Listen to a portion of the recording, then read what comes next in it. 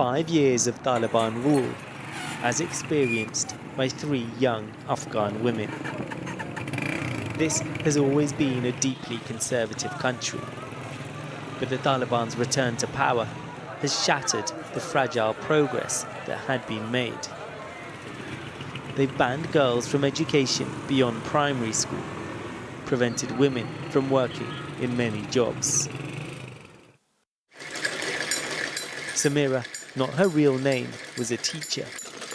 Now she spends her days sewing, reading, doing housework, and attempting to ward off depression. 5 years passed in a state of limbo for us. I wished for every day to be better than the last and to hold on to hope. But my days pass without any motivation or work, and mostly I'm just idle. I've become extremely depressed. Several times I've even harmed myself. I just wanted to be in a dark room with no one looking at me. The Taliban's capture of Kabul after years of bloody insurgency sparked panic in Afghanistan. But the group insisted women's rights would be respected. Instead, they've issued more and more repressive edicts that many, even within the group, in private, disagree with. At one point, the Taliban had decided to reopen girls' schools, only for the hardline Supreme Leader to reverse the decision just as classes were getting underway. Girls were, and still remain, heartbroken. Fatima, not her real name, is 15 years old. In these 5 years that have passed, whenever I look outside and see boys going to school, it really hurts me deeply. They go to school, study, and build their future, but we can only watch them from home. Every year when the boys graduate from school, I shed tears all day long and say to myself, I wish I were one of them. I wish I hadn't been born a girl at all, or hadn't been born in Afghanistan. The Taliban's seizure of power has largely brought an end to decades of conflict in Afghanistan. But the price of this relative peace has been borne by Afghan women, with laws dictating they cover their faces, not step foot inside public parks. Human rights groups call it gender apartheid. Protests against the restrictions have been met with violence. The Taliban have detained those criticizing the group. Najiba, not her real name, would have graduated from university this year if the Taliban hadn't banned women from attending them. My whole day is spent either doing household chores, or I try to fill this void created in my life, the absence of university, by reading books and keeping myself busy with our old lessons. But no matter what I do, I cannot fill it. Usually, if I want to go outside, I am afraid, because of the 1,000 types of strict rules the Taliban have imposed. There are other crises in Afghanistan too. Aid cuts have exacerbated dire levels of hunger. Millions of refugees have been forced back by the country's neighbours. And fighting has broken out between the Taliban and its former ally, Pakistan. This is the food that you have to risk being kidnapped in order to try. There's another side to the country too. It's now safe enough for Western YouTubers to travel to explore Afghan food. Oh, it's really satisfying. Hospitality and beautiful landscapes. But it's the Taliban's treatment of women that means the country remains a global pariah.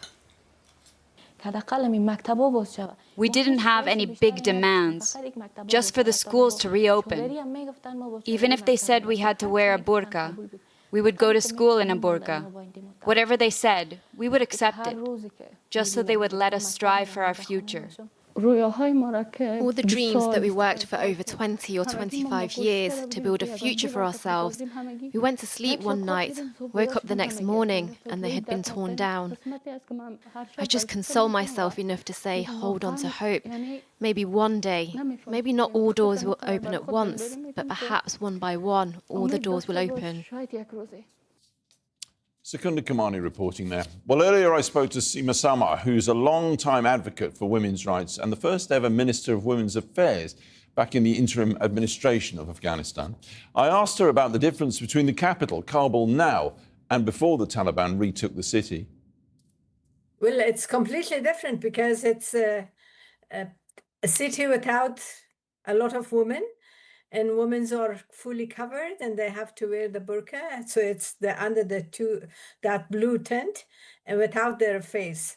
So it's a lot of changes within the behavior of the men also. You don't see a proper police anymore on the street. It's the Taliban member who are not uniformed, most of them, and they actually control the people. And we have a lot of enforcer or morality police. Their law is actually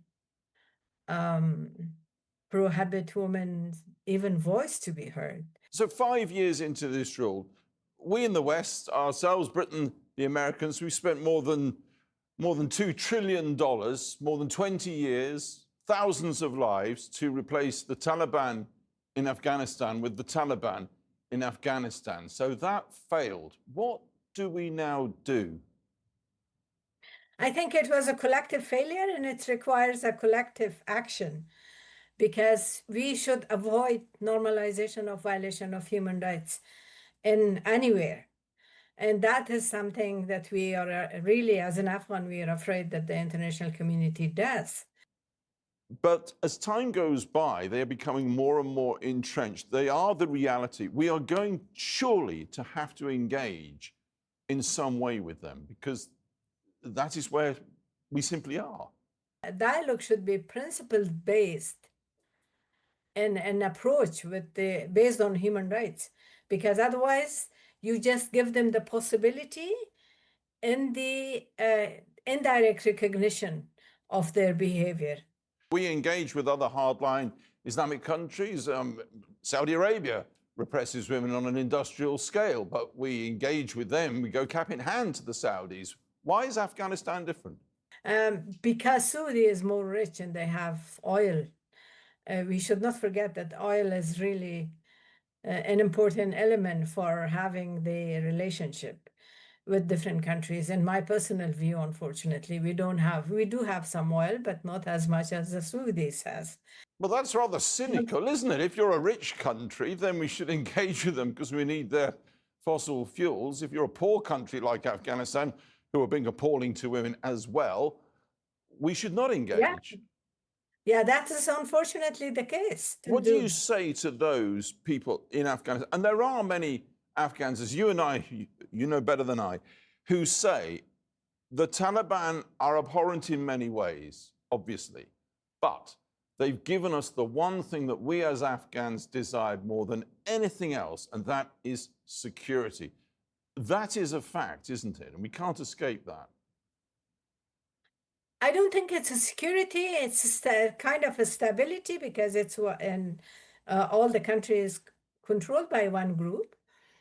But for me, security is human security. When the people doesn't have food, is that security? When a woman cannot walk, is that security? When the girls cannot go to school, is that security? So the security without freedom of expression is the security of graveyard. Seema Sama, thanks very much indeed for your time. Appreciate it.